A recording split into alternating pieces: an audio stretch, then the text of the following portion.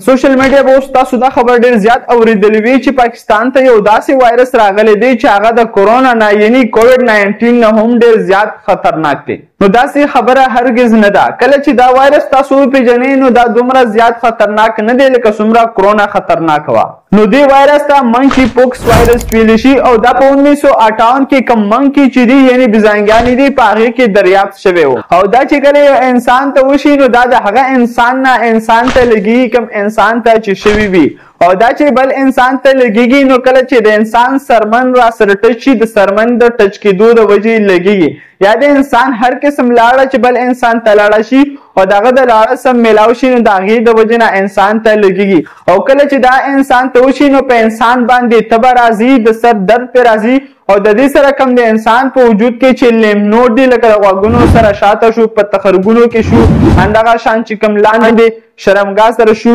یا دا شانتې په وجود کې په نور ځایونو کې چې کم دي هغه په پړسېدو باندې شي او د دې نه بعد بیا د انسان په سرمن باندې دغه شان دانې راشي لکه څنګه تاسو ته په تصویر کې لیدی شي خو دا دانې د انسان په وجود باندې بیا هله راځي چې کله دا وایرس ډېر زیات مقدار سره د انسان په وجود کې دننه جوړ شي نو د دې وایرس علاج دا دی چې کله هم دا انسان ته شوي وي نو د ټولو نه اول هغه انسان به یو طرف ته شي او د نورو انسانانو سره به هیڅ قسم کنټیکټ نه کوي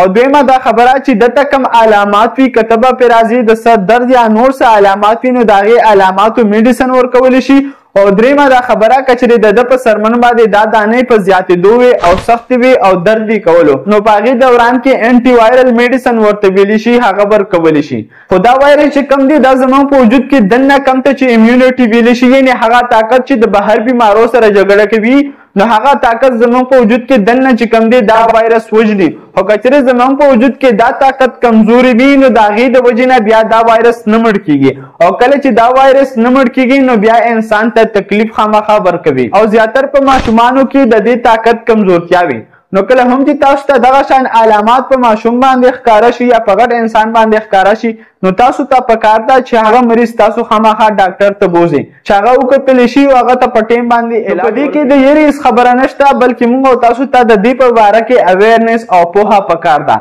نو دغه شان روزانه پوهې دپاره تاسو زموږ پلیټفارم سره اوسېدی شئ تاسو ته به روزانه دغه شان معلومات میډیکل میلاویږي